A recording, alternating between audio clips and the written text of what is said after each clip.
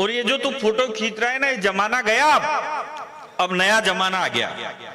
अब ये लड़के तो कम करते हैं यूज, ये लड़कियां ज्यादा करती। अब इनको फोटो खींचना होगा,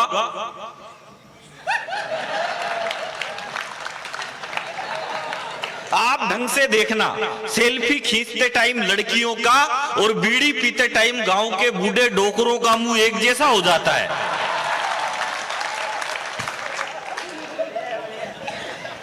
बिना बात ये भी कह रही थी मोनिका जी, बोले चांद देखना है तो रात को आ जाना, चांद देखना, सोवे नहीं, मतलब रोते ही फिरो। और अब हम क्यों देखे चांद? अब तो हमने चांद पे चढ़ाई कर दी।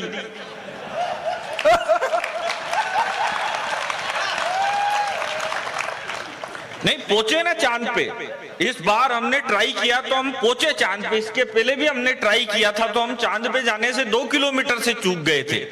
तो ये सारे छोरे छोरी बावड़े हो गए, ये फेसबुक ट्विटर व्हाट्सएप पे लिखने लग गए, बोले हिंदुस्तान चांद पे जाने से 2 किलोमीटर से चूक गया, हमारा विक्रम चांद पे जाने से 2 किलोमीटर से चूक गया, हिंदुस्तान चांद पे जाने से 2 किलोमीटर से चूक गया।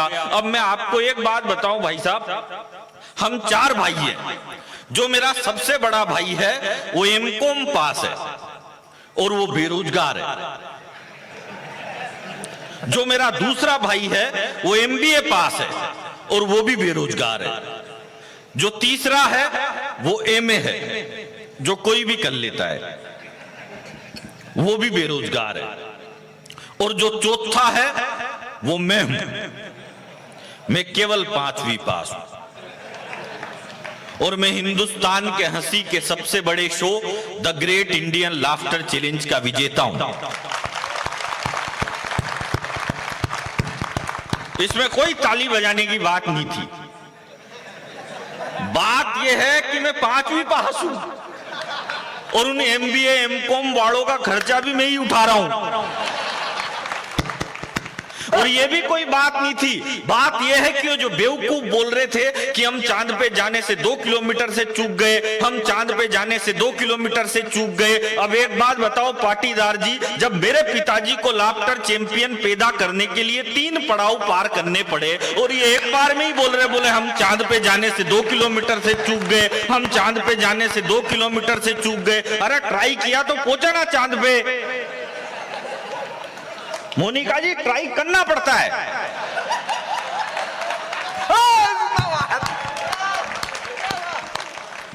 तब पहुंचते हैं चांद पे। कोशिश करने वालों की हार नहीं होती। ज्यादा पढ़ा लिखा होने से कुछ भी नहीं होता मेरे भाई। अब ये सुमित मिश्रा है, ये बहुत पढ़े लिखे आदमी है, ये डॉक्टर साहब है, ये भी पढ़े लिखे आदमी है, ये मोनिका जी जो दिल्ली में रहती है, तो दिल्ली में राजधानी में रहती है, तब भी नहीं पढ़ी लिखी होगी, तो फिर इसी की किस्मत फूटी, उसमें तो अपना क्या दोष है यार। तो ये भी पढ़ी लिखी है और ये तुम भी पढ़े लिखे ही हो, पढ़ा लिखा ही है, जब तो वीर रस की कविता सुना रहा है वो। ये सारे पढ़े लिखे। लेकिन एक बात बताओ, पढ़ लिख के इन्होंने भी कौन सा तीर मार लिया? कर तो ये कवि सम्मेलन ही रहे, तो मैं 5वीं पास भी सरका ही रहा हूं।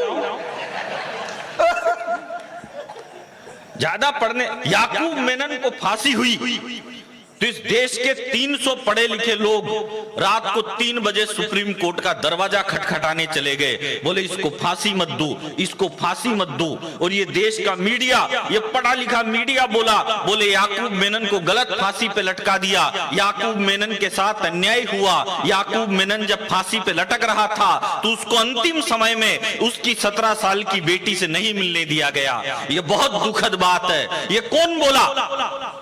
ये देश का मीडिया बोला। तो फिर उसके बाद मैं बोला,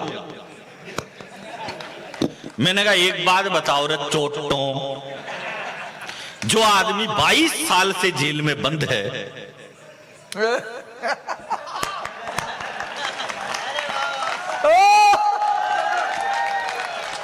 उसके 17 साल की बेटी कौन सी वेबसाइट से डाउनलोड करते हो यार? हमारे देश की दिक्कत यह है, हमारे देश की दिक्कत क्या है? हमारे देश की दिक्कत यह है, म्यूजियम में शो देखने गए, 250 लोगों को मार दिया था हमास के आतंकवादियों ने। 24 घंटे में इजराइल ने पूरे फलस्तीन को मिट्टी में मिला के रख दिया। और क्यों रख दिया? अमेरिका में जो इजरायली रहता था वो फटाफट इजराइल पहुंच गया। जो जापान में रहता था एक साथ इकट्ठे होकर वो इजराइल पहुंच गए कि हमारा देश संकट में है। आपने अखबार में फोटो देखा होगा, 95 साल के बूढ़े ने भी वहां पे बंदूक उठा रखी थी कि हमारा देश खतरे में है। महिलाओं ने भी बंदूक उठा रखी थी, हमारा देश खतरे में है। इजराइल क्यों सुरक्षित है? उसको पूरे मुस्लिम कंट्रीज ने घेर रखा है, लेकिन फिर भी वो सबको एक साथ हरा देता है। इजराइल क्यों जीतता है? क्योंकि इजराइल इकट्ठा है। और आप यहाँ कवि सम्मेलन में ही इकट्ठे नहीं हो रहे, इसलिए पीछे बैठे हैं। जो आगे आओ और इकट्ठे हो। वो अभी भी तैयार नहीं है। इकट्ठा तो होना पड़ेगा। हमारे देश की दिक्कत क्या है? हमारे देश में कोई दिक्कत नहीं। आनंद के साथ रहना चाहिए आदमी को। ज्यादा पढ़ा लिखा होने से कुछ भी नहीं होता। आप कितना भी पढ़ लिख लो, लेकिन अगर आपको माँ के हाथ की रोटी से ज्यादा स्वाद पिज्जा, चाउमीन और बर्गर में आने लग जाए तो समझ जाओ आपका पढ़ना लिखना बेकार है। और ज्यादा अमीर होने से भी कुछ नहीं होता। अमीर आदमी वो नहीं होता जिसके घर के बाहर 10 BMW खड़ी हो। अमीर वो भी नहीं होता जिसके 1000 एकड़ की संपत्ति हो। जिस घर के बाहर बच्चे और बुजुर्ग मुस्कुराते हुए मिले, समझ जाओ वही घर अमीरों का है।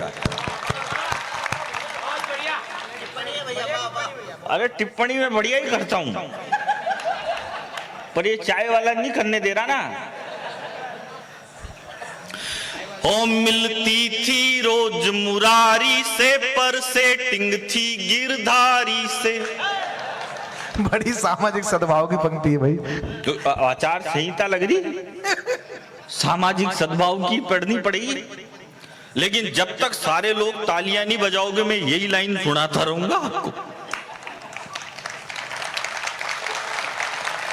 नहीं, ऐसे नहीं, मेरी ताल के साथ चलना। लगना चाहिए कि कसरावत में कवि सम्मेलन हो रहा है, क्योंकि ये कहा जाता है कि जो कवि कसरावत में टिक जाता है, समझ जाओ उसका माल पूरे हिंदुस्तान में बिक जाता है।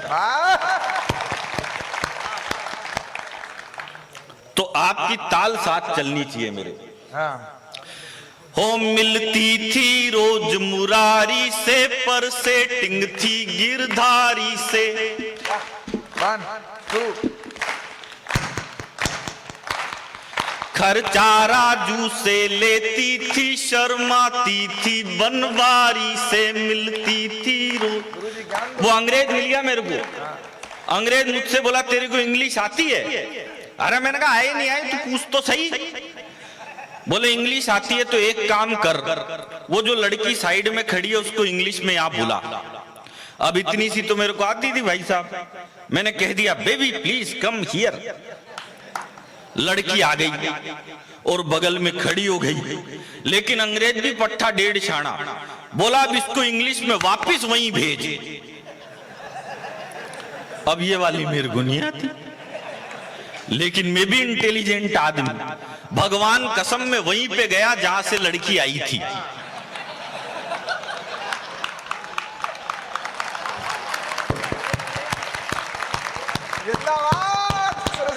अरे जिंदाबाद नहीं, दिमाग से काम करना पड़ता है। मैं तो एक दुकान पे चल गया, मैंने दुकानदार से कहा, मैंने कहा भाई साहब एक काम करो 5 किलो चावल दो। वो बोला काई में लेके जाएगा? अरे मैंने कहा ये थैला लेके आया हूं, इसमें लेके जाऊंगा। उसने 5 किलो चावल थैले में डाल दिए। मैंने कहा एक काम कर 5 किलो गेहूं भी दे। वो बोला ये किस में लेके जाएगा? अरे मैंने कहा ये थैला रहा ना, इसी में मिक्स कर दे, मेरी लुगाई फिर ये बीनती रहेगी, तेरे को काई बात की टेंशन है। उनने दोनों एक में मिक्स कर दिए। मैंने कहा 5 किलो बाजरा भी दे। बोला ये किस में लेके जाएगा? राम मैंने कहा तू मिक्स कर दे, इसी में लुगाई कर लेगी अलग अलग, तेरे को खाई बात की प्रॉब्लम है। उसने तीनों एक में मिक्स कर दिए। अब मैं जैसे ही थैला उठा के जाने लगा तो बोला भाई साहब पेमेंट? मैंने कहा पेमेंट अगले साल।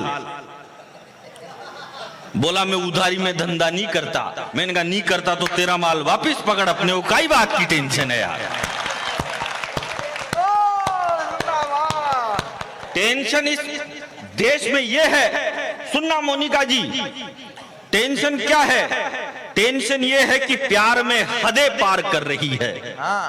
मैं तो भाई साहब कोविड काल में मेरे घर पे खाना बनता था, सारे दिन तो लुगाई की फोटो दिखती थी, खुद की दूसरे की थोड़ी दिखती थी। अब वो कोविड काल में भाई साहब मेरी लुगाई, मेरी बीवी क्या है भाई साहब, सारे दिन यूट्यूब पे खाने की डिश देखती है और शाम को बनाती दाल ही है। अब वो मेरे लिए खाना बना के लाई, अब मैंने खाना खाया तो मैंने कहा ऐसा कैसा तेरे बेकार सा खाना बनाया है, इसमें तो बिल्कुल स्वाद ही नहीं आ रहा। तो उसने डॉक्टरों की कोविड काल की टीम को फोन कर दिया, बोला मेरे हस्बैंड का स्वाद चला गया। उठा के ले गए मेरे को, 14 दिन बाद वापस लाए। इसलिए कह रहा हूं कि प्यार में हदें पार कर रही है। और ये 3 जो जा रहे हैं और चौथा भी जो जा रहा है, वापस बैठ गया एक तो उनमें से, और दूसरे भी तुम बैठ जाओ, और जा रहे हो तो एक काम करो फिर जाओ,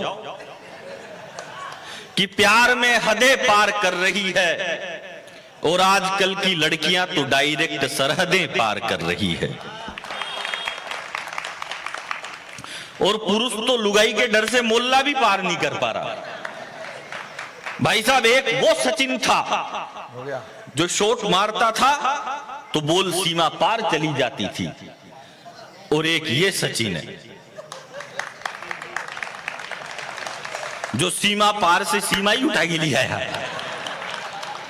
अच्छा आप देखो, वो सीमा पाकिस्तान छोड़ के इंडिया में आ गई, और वो अंजू इंडिया छोड़ के पाकिस्तान में चल गई। समझ में ही नहीं आ रहा, कोई बांग्लादेश की लड़की भाग के इधर आ रही, इधर के देश की लड़की भाग के उधर जा रही, उधर के देश की लड़की भाग के उधर जा रही, उधर की लड़की उसके साथ भग रही, वो इसके साथ भग रही, एक लड़की साथ बॉयफ्रेंड रख दी है। फिर ये कहती है प्यार अंधा होता है, प्यार अंधा होता है। अरे प्यार अंधा नहीं होता, तुम खुद ही अंधा धुंध प्यार कर रही हो, इसमें हम क्या करें? और इस देश में कुछ हो ना हो, लेकिन इस देश में कुछ होना चाहिए तो सबसे पहले जनसंख्या बिल पास होना चाहिए। बहुत बढ़िया। और उसका कारण है, कारण क्या है? क्योंकि वो सीमा पाकिस्तान से आई तो 4 साथ में लेके आई, और वो अंजू इंडिया छोड़ के पाकिस्तान गई तो खुद के दोनों तो यहीं छोड़ गई। तो भाई साहब 6 तो यही हो गए। ऐसे ही हो रहा जनसंख्या विस्फोट, कि लड़के टेटू पर टेटू गुदवा रहे हैं, लड़कियां झुमके पर झुमके लगा रही है। लड़के टेटू पर टेटू गुदवा रहे हैं, लड़कियां झुमके पर झुमके लगा रही है। और जिनको झांसी की तलवार उठानी थी वो रील्स पर ठुमके लगा रही है।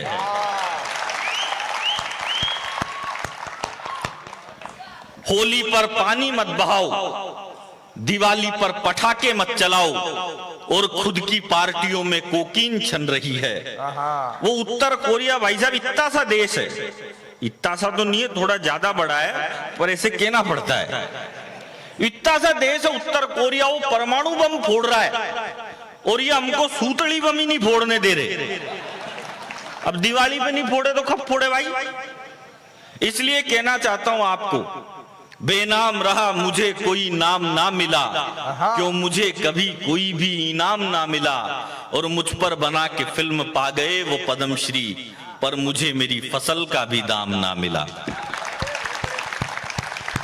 और किसको मिलता था 10 साल पहले इस देश में 2 ठुमके लगाने पर विद्या बालन को पद्मश्री का पुरस्कार दिया गया। वो करीना कपूर जो कहती है कि मूर्ख है हिंदुस्तान की औरतें जो करवा चौथ का व्रत रखती है, उसको पद्मश्री का पुरस्कार दिया जाता है। लेकिन माफ करना कसरावत वालों, ये करीना कपूर, ये प्रियंका चोपड़ा, ये विद्या बालन, ये हमारी हीरोइन नहीं है, ये हमारी नायिका नहीं है। हमारी नायिका अगर कोई है तो वो झांसी की रानी है जो अपने दूध पीते बच्चे को कमर पर बांधकर युद्ध के मैदान में उतर जाती है।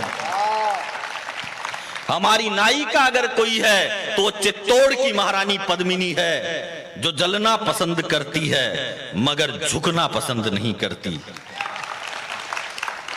और माफ करना कसरावत वालों, यह विमल बेचने वाला अजय देवगन भी हमारा हीरो नहीं है। इस देश के 3 हीरो तो गुटखा बेच रहे तो भी नहीं बिक रहा।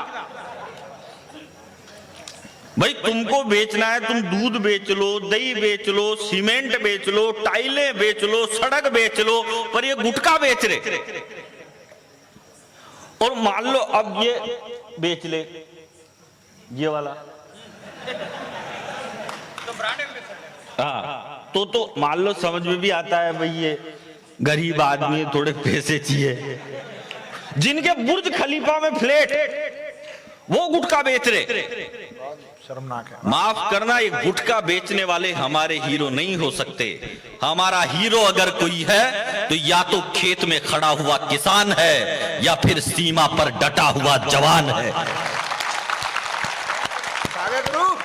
इसलिए कहता हूं कि होली पर पानी मत बहाओ, दिवाली पर पटाखे मत चलाओ, और खुद की पार्टियों में कोकीन छन रही है। लड़के शाहरुख की अदाओं पर मचल रहे हैं, लड़कियां दीपिका पादुकोण बन रही है। अरे बनना था तो सावित्री बनती। और 2 लाइनों में लगे आपको कि इस बालक ने कोई अच्छी सच्ची बात कहने की कोशिश की है, तो एक कसरावत की जमीन पर जितने भी बिखरे हुए श्रोता यहाँ पर बैठे हुए हैं, एक एक व्यक्ति मुझे दोनों हाथ ऊपर उठाकर तालियों की गड़गड़ाहट के साथ आशीर्वाद देना कि होली पर पानी मत बहाओ, दिवाली पर पटाखे मत चलाओ, और खुद की पार्टियों में कोकीन छन रही है।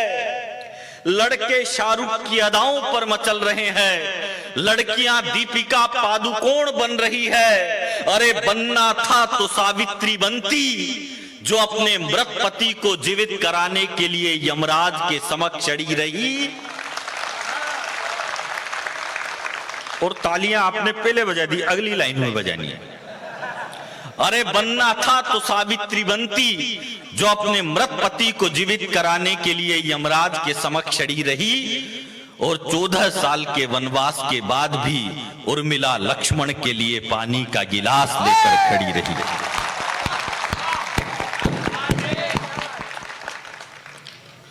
अपना कभी भी गियर चेंज हो जाता है। वो मैं आपको एक बात बताऊं, एक बस में 5000 नेता बैठ के जा रहे थे। 5000 ज्यादा हो गया क्या? बहुत ज्यादा हो गया। ये तुम कहो तो अभी उतार दूं मैं नीचे 3-4 हजार को। मेरी तो खुद की पर्सनल बस है, मैं किराए की थोड़ी चलाता हूँ। और मैं ज्यादा इसलिए बिठा रहा हूँ क्योंकि जितने मेरे क्या यार संपट नहीं आता। अब जैसे तुम इस कवि सम्मेलन का संचालन कर रहे हो, अब ऐसे कभी कभी मेरे को भी दे देते हैं संचालन। अब मेरे में लक्षण तो है ही नहीं, अब दे देते हैं तो कर लेता हूं। तो एक बहुत बड़ा कवि आ गया उसमें, वो मेरे से बड़ा, तो उसने ये कह दिया यार मैं अमेरिका, न्यूजीलैंड, इंग्लैंड, फिंगलैंड गया हूं, तो थोड़ा माइक पे सरका देना तो अपनी झांकी जम जाएगी। तो मैंने माइक पे सरका दी। मैंने कहा भाई साहब इतने बड़े कवि, भाई साहब इनसे भी बड़े कवि।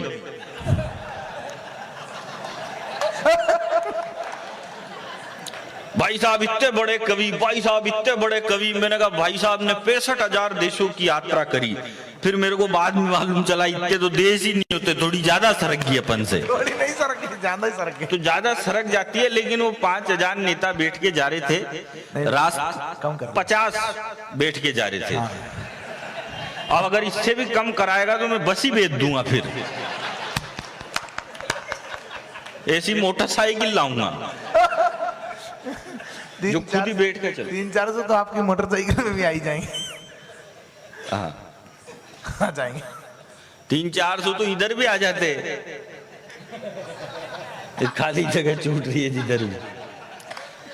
तो 50 बैठ के जा रहे थे, अब रास्ते में बस का एक्सीडेंट हो गया। अब देख लो कितने का नुकसान कराया है इस आदमी ने। 5,000 निपट रहे थे। 5,000 में कितना फायदा होता है आपका?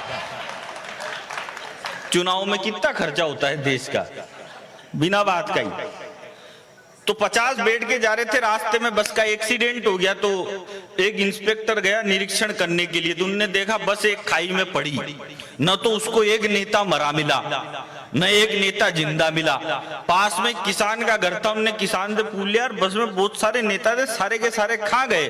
बोला साहब चिंता मत करो, मैंने सबको जमीन में गाड़ दिया। अरे बोले वो सारे मर गए थे क्या? बोला नहीं, बहुत सारे कह रहे थे हम जिंदा है, लेकिन मैंने सोचा नेता है, झूठ ही बोल रहे होंगे, जो गाड़ दिया मैंने, तो कौन टंटा पाले। तो ऐसे गाड़ देना पड़ता है। स्टाइल से देखो, तीनों बहुत अच्छे सुन रहे हो यार तुम। नहीं कोई दिक्कत नहीं है, अच्छा है, मैं तुम्हारा बिल्कुल भी मजाक नहीं उड़ाऊंगा। एक ही मोहल्ले के बच्चे हैं। हाँ, माता पिता व्यस्त थे तो इधर आ भेज दिया इनको। अलग अलग मोहल्ले के भी हो। मैं जब एक बात बताऊं, मैं तुम्हारे बराबर का था, भगवान कसम मेरी माँ मेरे को तब तक कूटती थी जब तक उसकी चूड़ी नहीं टूटती थी, और फिर चूड़ी टूटने के बाद इसलिए कूटी थी कि तेरे को कूटने की वजह से टूटी है। इन बच्चों ने तो जमाना देखा ही नहीं होगा। मैं तो स्कूल भी जाता था ना भाई साहब, तुम्हारा अब आजकल के बच्चे तो स्कूल जाते हैं तो भाई साहब बस में जाते हैं, कार में जाते हैं, टेम्पो में जाते हैं, अपन नहीं जाते थे ऐसे। अपने को तो प्रिंसिपल साहब स्कूल से 4 लोग भेजते थे, 2 हाथ पकड़ता था, 2 टांगे पकड़ता, फिर टांगा टोड़ी करके ले जाते थे, राष्ट्रीय सम्मान के साथ जाते थे। हमसे तो स्कूल में मास्टर पूछते भी ऐसे थे, मार ले बेटा। मैंने कहा काय को मार लो?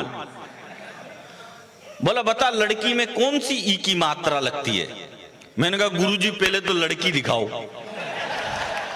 लड़की अगर अपन से बड़ी है तो बड़ी ई की लगा देंगे, और छोटी है तो छोटी ई की लगा देंगे, और बराबर की है तो फिर मात्रा लगाने की जरूरत ही क्या है? ब्याह करो ना,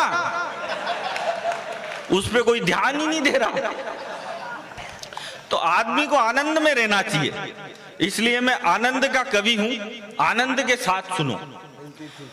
हो मिलती थी रोज मुरारी से, पर सेटिंग थी गिरधारी से, खर्चा राजू से लेती थी, शर्माती थी बनवारी से मिलती थी। जब हम स्कूल में पढ़ते थे तो एक टिफिन में खाते थे, हम सूखी रोटी लाते थे पर घी का भोग लगाते थे। अब रास्ते में मिलती है तो आहें भर के रह जाते हैं, और उसके 2 बच्चे मुझको मामा जी कह जाते हैं। वो हो गई पूनम ढिल्लो सी। अब आपकी तालियां चलेगी ताल के साथ। वो हो गई पूनम ढिल्लो सी, हम रह गए अटल बिहारी से मिलती थी रोज मुरा। फिर प्यार में डूब के मरने को पानी भर चुल्लू मिला मुझे। अरे मैं एक दिन नैनीताल जा रहा, जो एक दोस्त मिल गया मेरे को, बोला बेला जी कहाँ जा रहे हो? अरे मैंने कहा लुगाई के साथ घूमने जा रहा हूँ नैनीताल। बोलो बहुत अच्छे। मैंने कहा अच्छा बच्चा कुछ भी नहीं है, रास्ते में कोई ढंकी खाई दिखेगी तो दे लूंगा धक्का, जो कलेश खत्म। तो दोस्त भी इंटेलिजेंट, बोलो भाई साहब फिर जा ही रहे हो तो मेरी भी ले जाओ। मैंने कहा ले तो जाऊं, लेकिन तेरी वाली के धक्का में वापस आते टाइम दूंगा।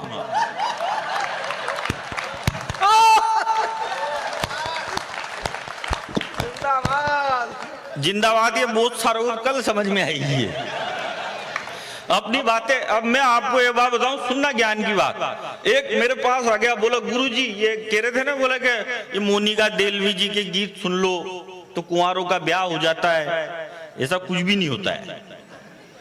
ब्याह तभी होता है जब आखा तीज होती है। हमारे राजस्थान में 2 दिन किसका है ना, चुनाव, क्योंकि आखा तीज आ गई थी। अब ब्याह जरूरी कि चुनाव जरूरी? ब्याह जरूरी है। ब्याह जरूरी। लोगों का भविष्य खतरे में। जो एक आ गया मेरे पास, बोला गुरुजी ज्ञान दो। मतदाता तो वैसे ही आएगा। एक आ गया मतदाता, बोला गुरुजी ज्ञान दो। अरे मैंने कहा क्या ज्ञान दो तेरे को? बोले ऐसा ज्ञान दो जो मेरी लुगाई जिंदगी भर मेरे संपट में रहे। मैंने कहा तेरा ब्याह हो गया? बोले नहीं हुआ भाई साहब, अगले महीने है। अरे मैंने कहा ऐसा ज्ञान कहां से दूं, मेरी तो खुद की संपट में नहीं रहती। क्योंकि पत्नी को इंग्लिश में कहते हैं वाइफ। वाइफ की स्पेलिंग होती है WIFE और इसकी फुल फॉर्म होती है without information fighting every time.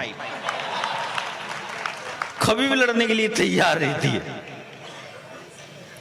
सही में वो आ गया, बोला ज्ञान दो जो लुगाई जिंदगी भर मेरी गुलाम बन के रहे। तो मैंने कहा ले जा ज्ञान। मैंने कहा एक बात बता, तू पीता है? बोला भाई साहब मैं तो हाथ ही नहीं लगाता। तो मैंने कहा हो गया काम।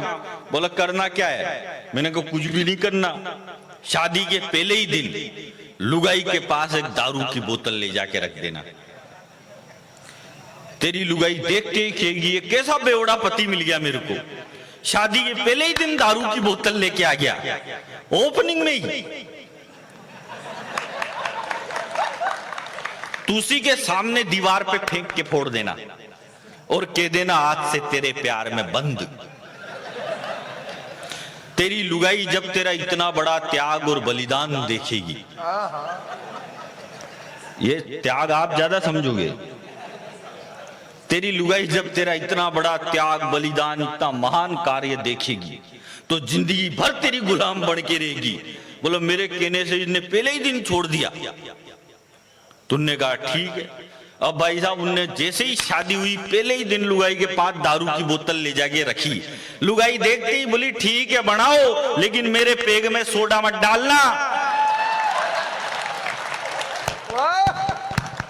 मैं तो नीट ही पीती हूं।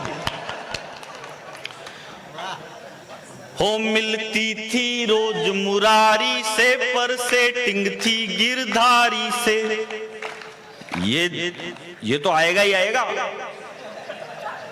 हाँ, वो हमारे पड़ोस में एक लड़का है। वो लड़का थोड़ा अटक अटक के बोलता है। अब एक दिन वो आ गया मेरे पास। दरअसल क्या है भाई साहब, मैं सही बताऊं, हम कवि है ना, हम कवि 50% पागल होते हैं। क्योंकि 100% पागल तो वो होता है जो कवि सम्मेलन करवाता है। प्रकाश भाई साहब कहां गए? अब मैं नाम नहीं बताऊंगा वरना समझ जाओगे पाटीदार जी ने करवाया है। लेकिन अच्छा है ये जो सब पागल हैं ये तो उसका बंदोबस्त मैं अब कर रहा हूं ना। ये जो सब पागल है ये फूलों के गुच्छे हैं और इन्हें पागल ही रहने दो, ये पागल ही अच्छे हैं। क्योंकि या तो दीवाना हंसे या तू जिसे तौफीक दे, वरना इस दुनिया में भला मुस्कुराता कौन है। और एक बार संसद भवन में इस देश के पूर्व प्रधानमंत्री अटल बिहारी वाजपेयी ने कहा था कि झील पर बादल बरसता है हमारे देश में, खेत पानी को तरसता है हमारे देश में, और पागलों और दीवानों को छोड़कर कौन हंसता है हमारे देश में। अब एक बात बताओ, पेमेंट बढ़ेगा कि घटेगा? ऐसे बैलेंस करना पड़ता है, स्टाइल से काम करना पड़ता है भाई साहब। जितना आपके अंदर टोटल दिमाग है उतना तो मेरा खराब ही रहता है।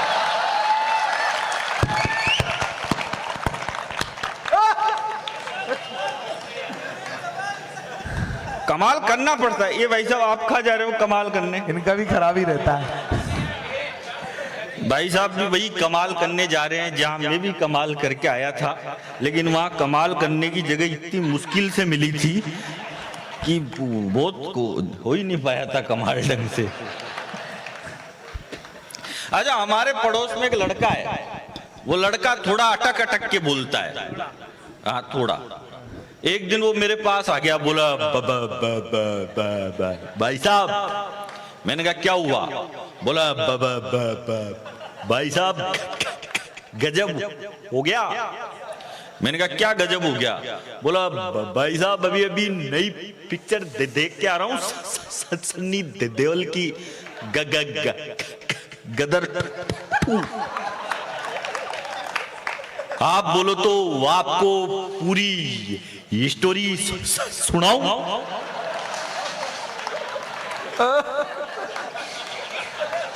अब उसने मेरे को स्टोरी सुनाई।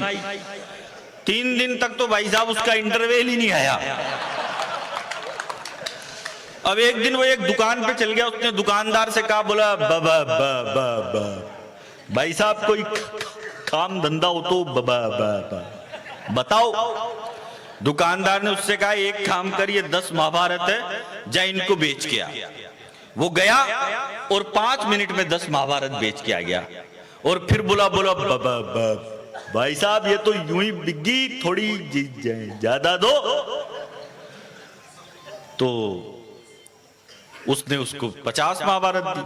वो फिर 1 घंटे में बेच के आ गया। फिर बोला भाई साहब ये कम क्यों दे रहे हो, थोड़ी ग्रोथ बढ़ाओ। तो उसने अब की बार 500 महाभारत दी, फिर 2 घंटे में बेच के आ गया। फिर दुकानदार का दिमाग खराब हो गया। बोला तू एक बात बता यार, ये पूरी जिंदगी में नहीं बिकती, तू जाता है घंटे 2 घंटे में कैसे बेच के आता है? तो बोला भाई साहब पहली बात तो ये कि मैं कसरावत का रहने वाला हूं, और दूसरी बात कुछ भी नहीं करना पड़ता, घर घर जाता हूं, दरवाजा खटखटाता हूं और कहता हूं कि खरीद रहे हो कि पढ़ के सुनाऊं।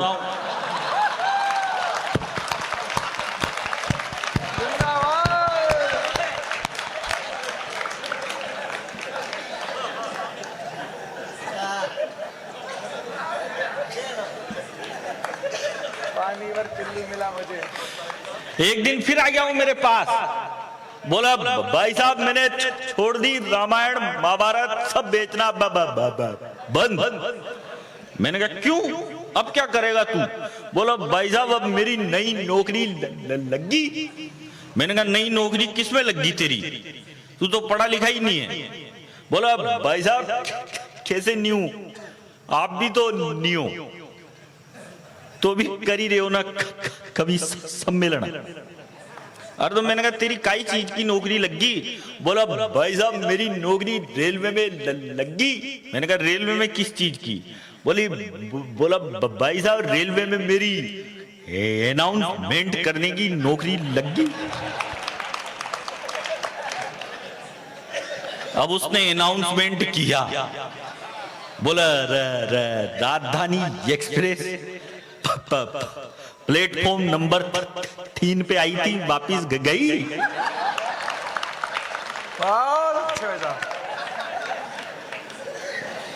थोड़े दिन बाद उसने अपने 20 दोस्तों के साथ एक ऑफिस खोला 20वीं मंजिल पे।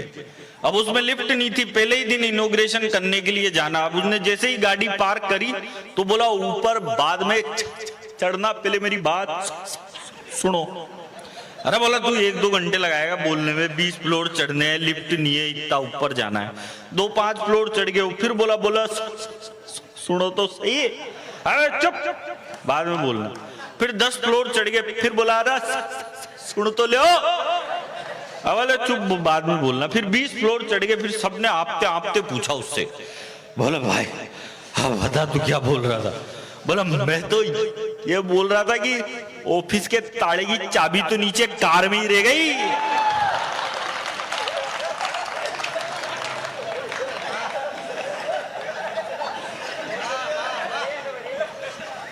एक दिन वो क्रिकेट का मैच खेलने चला गया, अभी वर्ल्ड कप भी चल रहा है।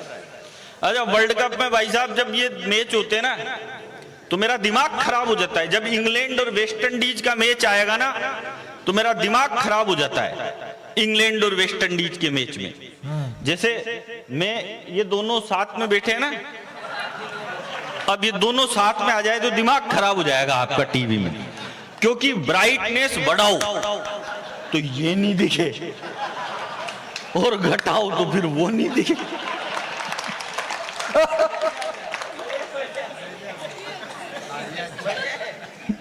बढ़िया करना पड़ता है।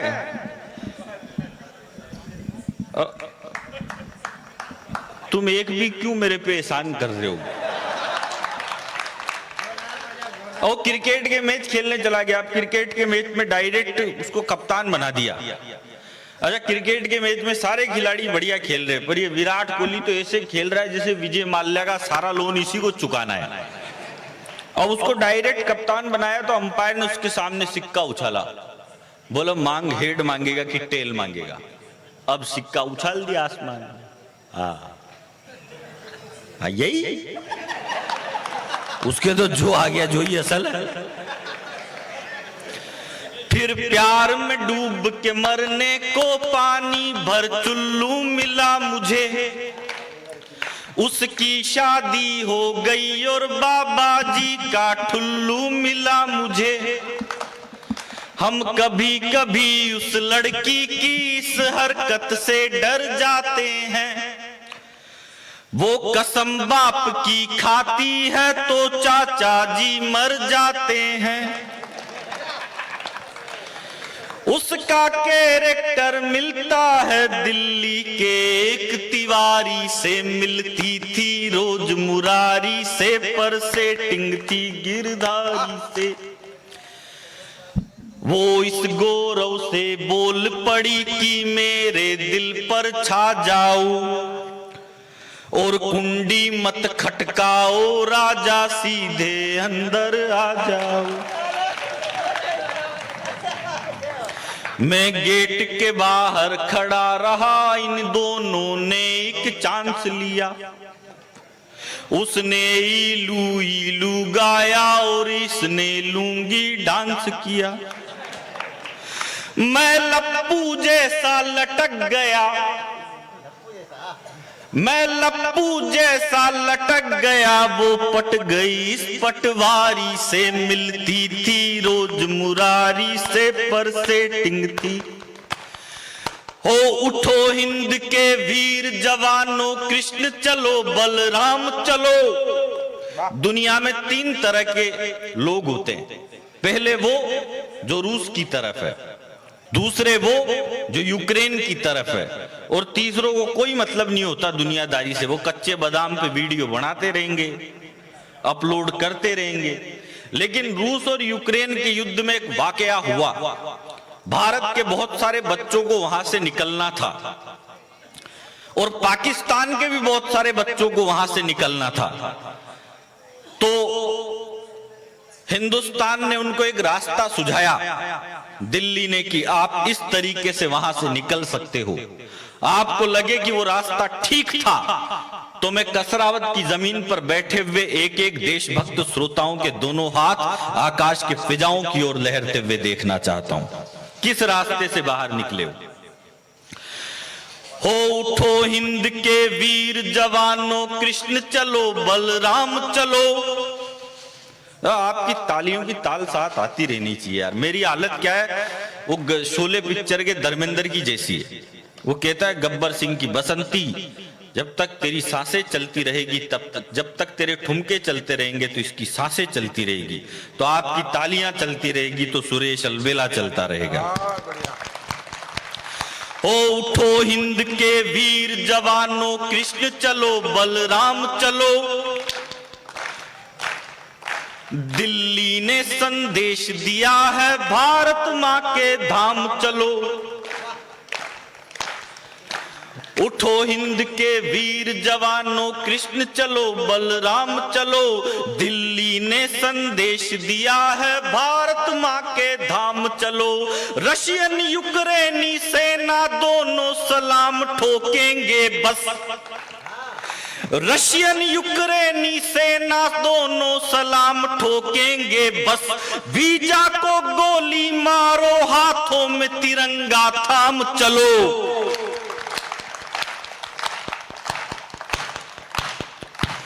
अमर तिरंगा लहरा डाला भारत ने संसार में, अमर तिरंगा लहरा डाला भारत ने संसार में, चांद वाला मुखड़ा लेके। अपना गेयर कभी भी चेंज हो सकता है, क्योंकि वो हम ही थे जो बचपन में बचपना भूल गए थे और हंसते हंसते फांसी के फंदे पर झूल गए थे। वो हम ही थे जो बचपन में बचपना भूल गए थे। मैं अंतिम 2 मिनट आपके मांगता हूं, 2 मिनट आप मुझे सुनना कि वो हम ही थे जो बचपन में बचपना भूल गए थे और हंसते हंसते फांसी के तख्ते पर झूल गए थे। वो हम ही थे जिसने सिकंदर के रथ को वापस मोड़ दिया था। वो हम ही थे जिसने सिकंदर के रथ को वापस मोड़ दिया था और गर्भ में शिक्षा पाकर द्रोणाचार्य के चक्रव्यूह को तोड़ दिया था। वो हम, तालियां आपकी अगली लाइन पे चाहिए मेरे को, अपने आप बच जाइए। वो हम ही थे जिसने विश्व विजेता सिकंदर के रथ को वापस मोड़ दिया था और गर्भ में शिक्षा पाकर द्रोणाचार्य के चक्रव्यूह को तोड़ दिया था। वो हम ही थे जिसने अंगारों पर चलने का साहस जुटा लिया था और एक जड़ी बूटी मांगी थी किसी ने तो पूरा पहाड़ हथेली पर उठा लिया था। और वो पृथ्वी में गगन में वो है आग में समीर में, वो पृथ्वी में गगन में वो है आग में समीर में, गंगा की लहर लहर में वही है नीर नीर में, कृपाण में पिनाक में त्रिशूल में तुणीर में, वो छंद में रुबाई में वो सूर में कबीर में, सजा लिया है पुष्प मैंने आरती के थाल का, मैं भक्त महाकाल का, मैं भक्त महाकाल का। बोले हर हर महादेव। तो हर हर महादेव बोलना है तो एक बार दोनों हाथ ऊपर उठा के मुट्ठियां भींच के बोलो हर हर महादेव। कि वो पृथ्वी में गगन में वो है आग में समीर में, गंगा की लहर लहर में वही है नीर नीर में, कृपाण में पिनाक में त्रिशूल में तुणीर में, वो छंद में रुबाई में वो सूर में कबीर में, वो सीप में वो शंख में वो फूल में वो शूल में, मयंक की आभा वही वही धरा की धूल में, निर्माण में निर्वाण में खुशी में और आह में, वो धमनियों की धार में वो रक्त के प्रवाह में, ब्रह्मांड में पुलकित रहा आलोक जिसके नाम का, मैं भक्त श्री राम का, मैं भक्त श्री राम का। और मैं कविता की अंतिम 4 पंक्तियां पढ़ता हूं, पाटीदार जी सुनना। मैं आपको न्योछावर करता हूं ये पंक्तियां, क्योंकि जब भगवान राम ने लंका पे चढ़ाई की तो भगवान राम के भक्तों ने नल्ली के पत्थरों पे राम लिखा, सागर के पत्थरों पर। गुजरात के एक लेखक विनोद भट्ट लिखते हैं कि जब भगवान राम के भक्तों ने सागर के पत्थरों पे राम लिखा तो हैरानी की बात थी कि वो पत्थर समंदर में तैर गए। डर गई लंका की जनता कि इससे कैसे लड़ेगा रावण, इसके नाम के तो पत्थर तैरते हैं। तो लंका की जनता ने रावण से कहा कि तुम भी पत्थर पर रावण लिखो, पत्थर को समंदर में छोड़ो और तैरा के दिखाओ। रावण ने भी ऐसा ही किया, पत्थर पर रावण लिखा, पत्थर को समंदर में छोड़ा और रावण के नाम के पत्थर भी तैर गए। लेकिन जैसे ही रावण अपनी पत्नी मंदोदरी के पास गया तो मंदोदरी ने रावण से कहा, मैं जानती हूं आपको पत्थर तैराने की विद्या नहीं आती, सही सही बताना है तेरा कैसे। तो रोते रोते रावण बोला, देवी मैंने पत्थर पर रावण लिखा, पत्थर को समंदर में छोड़ा और उसे धीरे से कहा कि तुझे राम की कसम जो डूबा। मैं अंतिम 4 पंक्तियां पढ़ता हूं आपके बीच में कि ब्रह्मांड भी थर्रा उठा कोदंड के प्रहार से, ब्रह्मांड भी थर्रा उठा कोदंड के प्रहार से, ब्रह्मांड भी थर्रा उठा सारंग के प्रहार से, सागर भी सूखने लगा जिसकी भुजा के वार से, दहाड़ सुन पहाड़ रास्ता टटोलने लगे, मेरे प्रभु ने छुआ तो पाषाण बोलने लगे। हवाओं में फिजाओं में गवाक्ष पर कपाट पर लिखेंगे नाम गर्व से, आकाश के ललाट पर। और 2 अंतिम पंक्तियों पर पूरा सदन मुझे दोनों हाथ ऊपर उठाकर आशीर्वाद देना, इस कसरावत की भूमि का आशीर्वाद लेके जाना चाहता हूं मैं कि ब्रह्मांड भी थर्रा उठा कोदंड के प्रहार से सागर भी सूखने लगा, जिसकी भुजा के वार से दहाड़ सुन पहाड़ रास्ता टटोलने लगे। मेरे प्रभु ने छुआ तो पाषाण बोलने लगे। हवाओं में फिजाओं में गवाक्ष पर कपाट पर लिखेंगे नाम गर्व से। आकाश के ललाट पर दशो दिशा गुंजित रहा पुरुषार्थ जिसके नाम का, दशो दिशा गुंजित रहा पुरुषार्थ जिसके नाम का। और अवधपुरी में बन रहा है वह भव्य धाम राम का, अवधपुरी में बन रहा है भव्य